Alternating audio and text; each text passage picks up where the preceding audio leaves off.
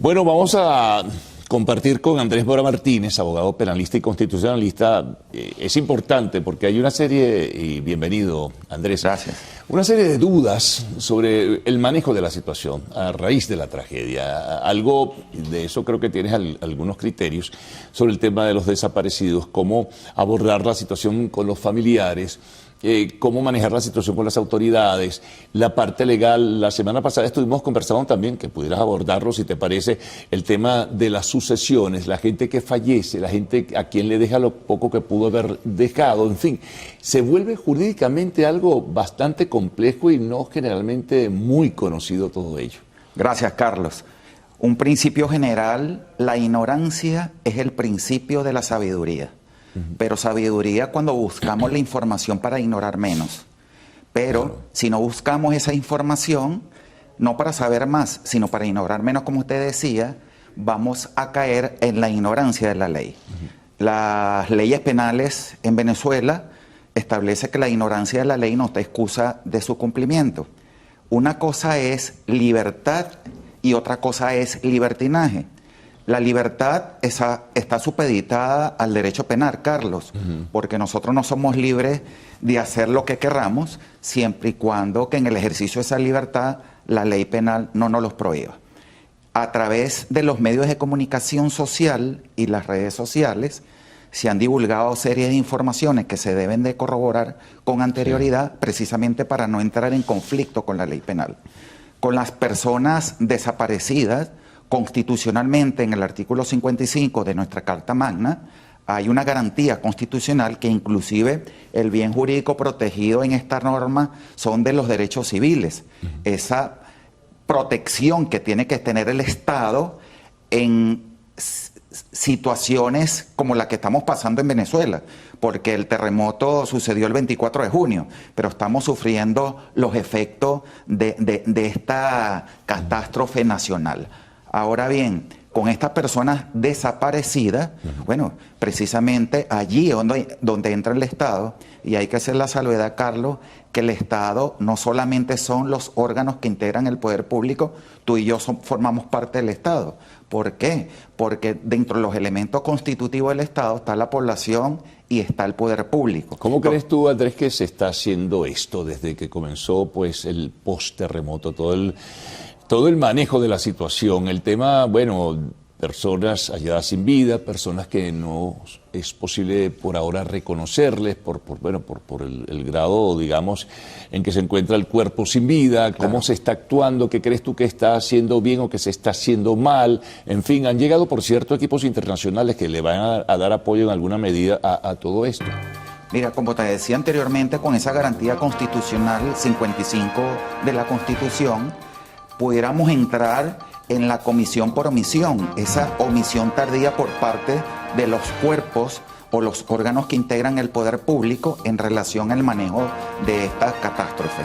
Cuando vamos a este tipo de situaciones de amenaza sísmica en nuestro país, estamos ante la presencia de un sitio del suceso, es decir, que se debe de resguardar el sitio de suceso para la búsqueda de la verdad, en la búsqueda de estas personas que pudieran estar, que hayan sobrevivido a esta catástrofe, y a las personas que hayan fallecido.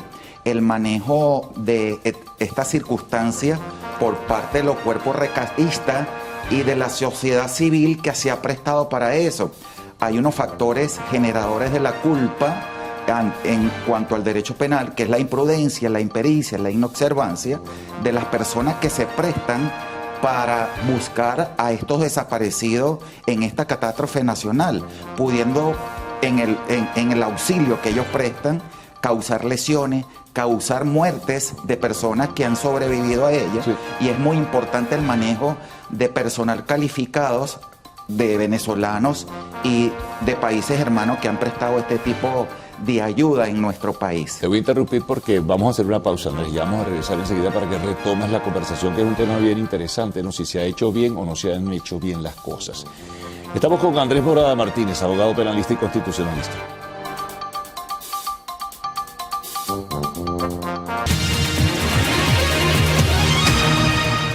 Bueno, continuamos conversando con Andrés Mora Martínez, abogado penalista y constitucionalista. Bueno, Andrés, hablabas fundamentalmente del tema del abordaje de la situación, lo que tenía que haberse hecho, pero no se sabe si se hizo de la manera adecuada o no de la manera adecuada. Quizá ahora sí, dirán algunos, pero entonces, ¿qué información maneja y cómo viste? ¿Cuál fue tu impresión general? Mira, Carlos, el fin no puede justificar los medios. Es cuestión de atacar la crisis post-terremoto en el estado de La Guaira y varias ciudades de Venezuela. Tenemos el precedente en el mismo estado de La Guaira en el año de 1999, con el deslave de Vargas, y no existe un equipo multidisciplinario, es decir, un ejército ante estas situaciones. Cuando hablamos de ejércitos de personas, no a las Fuerzas Armadas, sino personas especializadas. Ve que los países se solidarizaron con Venezuela enviando equipos multidisciplinarios, equipos técnicos, maquinaria, cosas que a través de los medios de comunicación no hemos podido observar esa estructura tecnológica y de recursos humanos por parte de Venezuela para atender esto. Y más que estamos en Venezuela, en un país con alto riesgo sísmico, la falla de Boconó. Entonces, como te decía al inicio de mi exposición, ese artículo 55, esa garantía constitucional que tiene el Estado en la protección ante este tipo de circunstancias, habrá que hacernos una reflexión de manera de capacitar más personas. Yo te decía anteriormente que la ignorancia es el principio de la sabiduría, la formación. Precisamente tenemos que ir en busca de la formación para prevenir. Es mejor tener un equipo especializado y es mejor tenerlo y no necesitarlo que necesitarlo y no tenerlo. Es de imaginar que esto va a servir de experiencia dura, trágica, terrible, dolorosa, pero va a servir de experiencia para prepararse y entender de una vez por todas, en forma consecutiva, en este caso, promover ante la sociedad que vivimos en una zona sísmica, por lo menos la región norte costera es una zona sísmica, igual que otras zonas del país, en el occidente, lo de la falla de Boconó que tú mencionabas, en el oriente del país hay otra falla también. Bueno, prepararse y que puede venir en cualquier momento, a lo mejor porque como no hay la agitación telúrica que hay en países como México, Chile, Perú, Japón, entonces nosotros nos quedamos tranquilos y que cada cierto tiempo, cada cierto número de años va a pasar algo, pero bueno, pasó. Sí, es importante lo que tú dices y voy a traer a colación un tema muy importante. Ve que el terremoto en el estado de La Guaira se desmoronaron muchos edificios, pero muchos de ellos quedaron levantados. Viendo las imágenes que proyectan los medios de comunicación, yo he notado el mal uso del material de construcción, cabillas con unos diámetros que no dan para sustentar una infraestructura grande. Se tendría que implementar mecanismos también para la supervisión. Te decía yo hace unos minutos que ese sitio de desastre nacional en La Guaira es un sitio del suceso. No dio tiempo para indagar, investigar sobre los mecanismos de construcción materiales de muchas edificaciones. Tendrá que hacerse, ¿no? Sí, claro, hay tiempo todavía. Y allí el Estado es corresponsable. ¿Por qué? Porque las alcaldías son quienes tienen esa posición de garante, el deber de cuidado, de controlar para permisar este tipo de construcciones. Son las que dan los permisos. Los permisos y la habitabilidad. Entonces, ¿existe una corresponsabilidad? Considero que sí. Dentro del derecho penal hay una institución que se llama el dolo eventual. Es cuando tú te representas el resultado como probable, no haces nada para impedirlo, se ocasiona el daño, entonces allí hay una corresponsabilidad, a mi juicio, con el constructor y el órgano del Estado, que en este caso es la alcaldía, quien inspecciona este tipo de construcción. Unos diámetros... ¿Tú sugieres que puede tomarse entonces alguna iniciativa de carácter penal para establecer responsabilidades? Sí, claro, estamos a tiempo, siempre y cuando no se destruye el sitio del suceso. Eso es muy fácil investigarlo.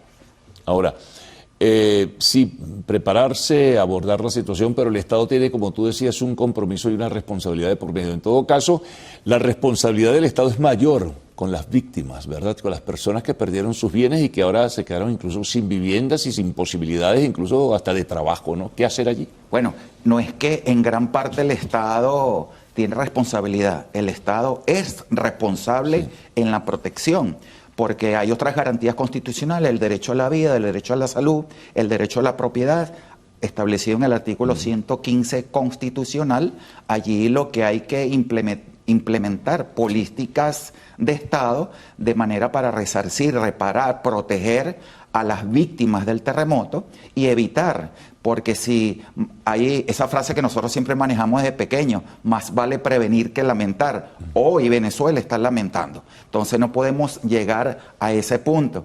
Existen los mecanismos constitucionales y legales para la protección y hacer la reflexión a la colectividad, porque, Carlos, también hay una corresponsabilidad entre los órganos que integran el poder público, llamado Estado, y nosotros los ciudadanos también. Hay un dicho que dice que cuando tú quieres que las cosas cambien, el primero que tienes que cambiar eres tú también. Cambias tú, cambio yo, cambiamos de actitud.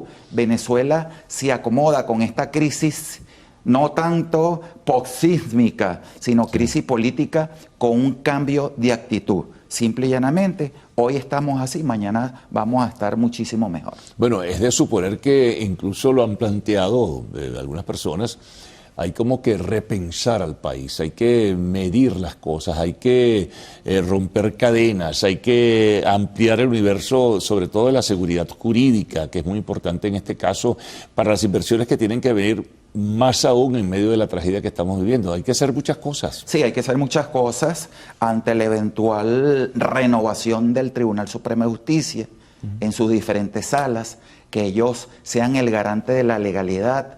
Aquí en Venezuela hay un fenómeno, Carlos, que el intérprete, que son los órganos jurisdiccionales y mucho más el Tribunal Supremo de Justicia, no puede afirmar lo que la Constitución niega. Sí. Y no puede negar lo que la Constitución afirma. Ese es el problema que tiene Venezuela.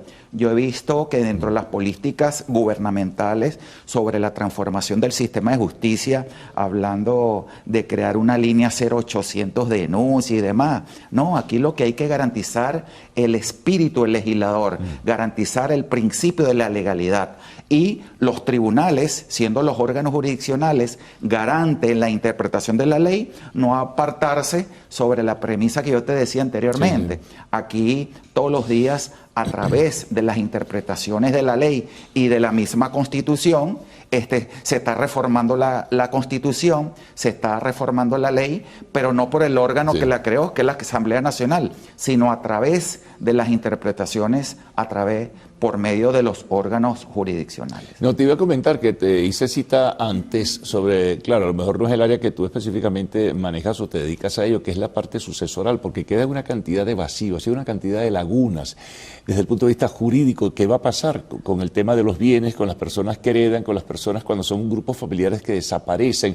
En fin, se está creando un ambiente de incertidumbre alrededor de ello. Sí, para efecto del derecho civil hay que esperar un lapso porque tú no puedes presumir que la persona está muerta. Claro, tienes que confirmarlo. Tienes que confirmarla. Hay unos lapsos establecidos en la ley que posteriormente, a través de los órganos jurisdiccionales, los tribunales civiles, cualquier persona que esté legitimada para suceder, hace la declaración de ausencia ante los tribunales civiles precisamente para heredar ese tipo de bienes muebles o bienes inmuebles que haya dejado la persona que haya fallecido. Ahora, retorno al tema inicial de la conversación que tiene que ver con los desaparecidos y también con un problema muy serio que se está presentando, que es el de la identificación de las víctimas. En ese sentido, como mencioné antes, hay un grupo de especialistas internacionales y los nacionales que están trabajando, pero desde el punto de vista jurídico, ¿qué hacer allí? Sí, es muy importante lo que tú dices. Allí entra el derecho procesal penal y la ciencia forense. La identificación de cadáver, por el alto volumen de cadáveres que hay y la reflexión que yo te hacía anteriormente. Venezuela ha tenido en tiempos anteriores la mejor policía científica del mundo. Se ha venido desnaturalizando por falta de recursos, pero si falta de recursos tecnológicos, el recurso humano lo tiene. Si hay que auxiliarse a través de estos organismos internacionales, porque a medida que tú identificas los cadáveres, entra certificar la muerte para efectos sucesorales, para efectos de data, para efectos de quienes realmente fallecieron. Sí. Quizás hay personas que se presume que estaban en el estado de La Guaira y resulta que están vivas en otros estados. Sí, entonces, sí. Ve lo importante que hay esto. Entonces, la reflexión también es utilizar los medios, verificar la información antes de divulgarla. Porque yo te decía anteriormente lo que es la libertad y el libertinaje. Las libertades de nosotros están subordinadas en la ley. Y nosotros en el ejercicio de la libertad, Carlos, pudiéramos incurrir de delito inclusive en este mismo programa. Cuando creamos pánico y zozobra a la colectividad a través de un medio de comunicación, un medio impreso, eso está establecido en el artículo. Con información no legitimada y no verificada. Sí, ¿no? Legitimada y verificada. O también en la misma conversación que puedan entablar varias personas a través de los medios e incurrir en el delito de instigación al odio. Entonces, es importante nosotros deponer las actitudes como ciudadanos y también los órganos, los representantes que integran los órganos del poder público, deponer actitudes. Estamos en una fecha de conmoción nacional y donde tenemos que estar más unidos para sacar a Venezuela adelante. Ahora, esa unidad requiere también pues un desmontaje de la rivalidad y la confrontación, ¿no? Y hay un elemento político, hay un escenario político que sigue allí presente, ¿no? Ahora está un tanto de bajo perfil, pero que puede reflotar y va a generar de nuevo confrontación y contradicciones, ¿no? Sí, es importante lo que tú dices. Esto es la Constitución de la República Bolivariana de Venezuela. Esta es la que regula nuestra actividad y regula la actividad del Estado.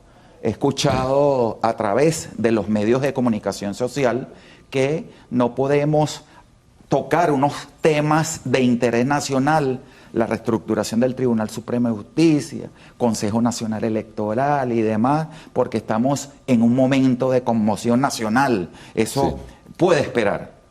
¿Cómo le decimos a nuestra Constitución que no podemos seguir a la par con todos esos mecanismos, acabar con la confrontación, de manera de aprovechar el momento para tener una mejor Venezuela?